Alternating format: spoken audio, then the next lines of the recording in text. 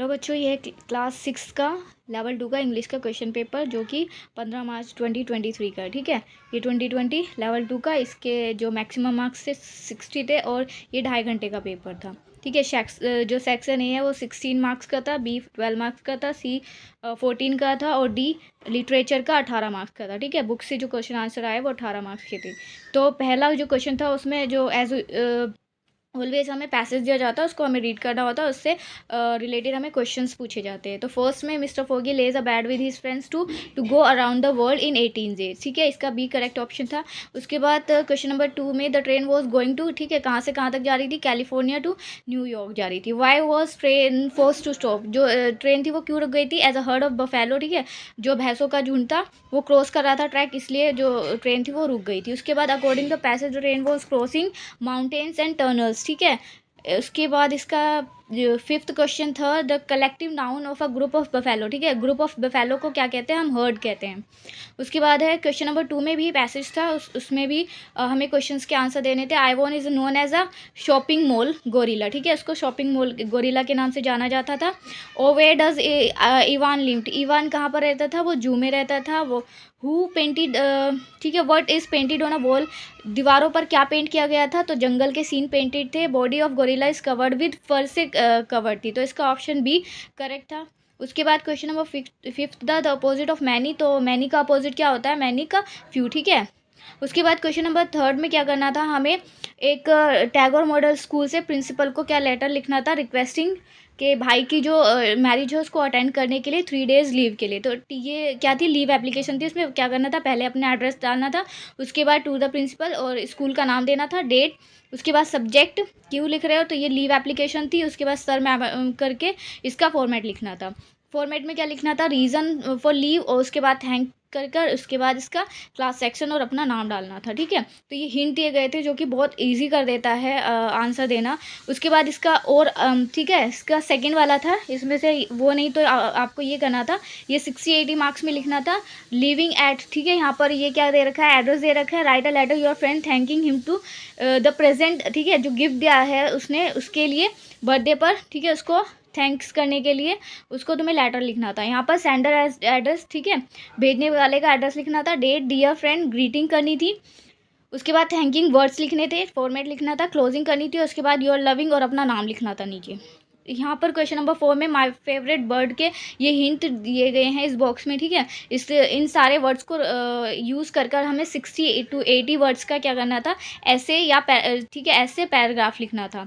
उसके बाद इसके और में भी था, या तो फिर इस पर लिख सकते थे माय स्कूल, इसमें भी हमें सारे हिंट्स दिए गए थे जो कि इससे बहुत ईजी था ये जो ऐसे लिखना।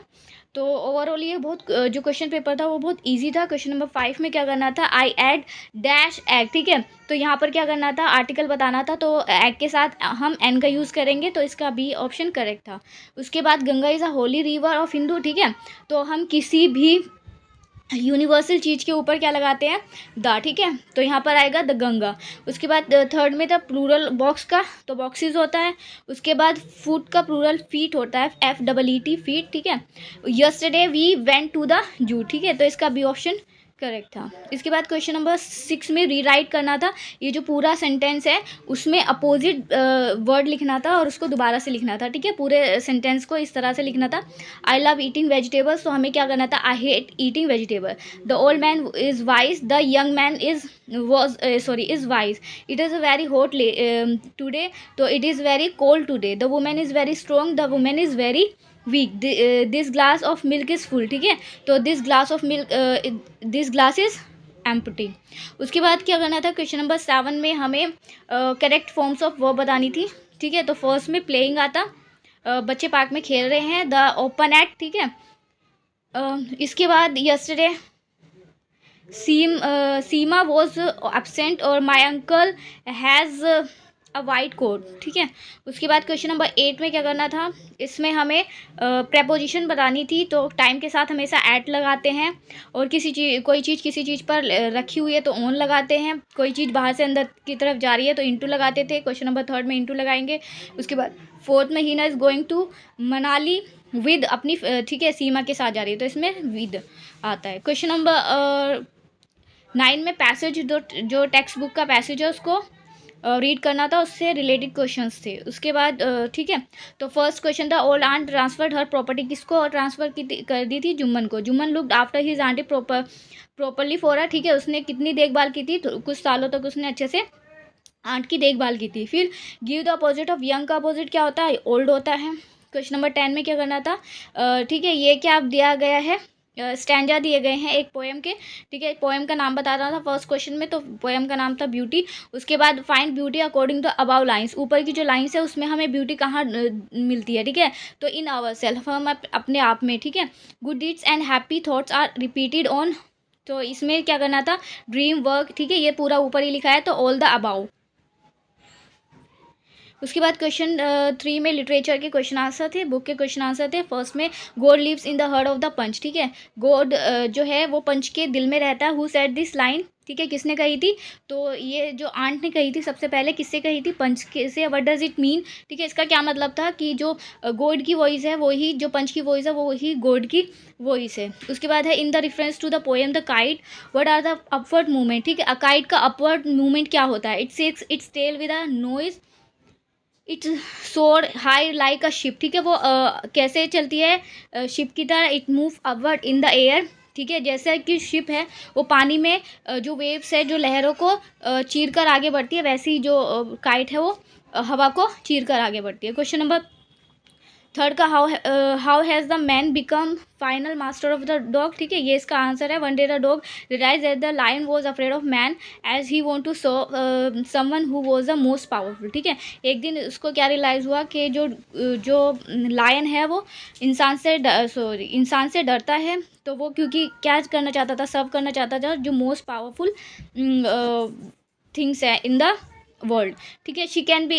उसके बाद है क्वेश्चन, लास्ट क्वेश्चन का answer, what was understanding made, sorry, question number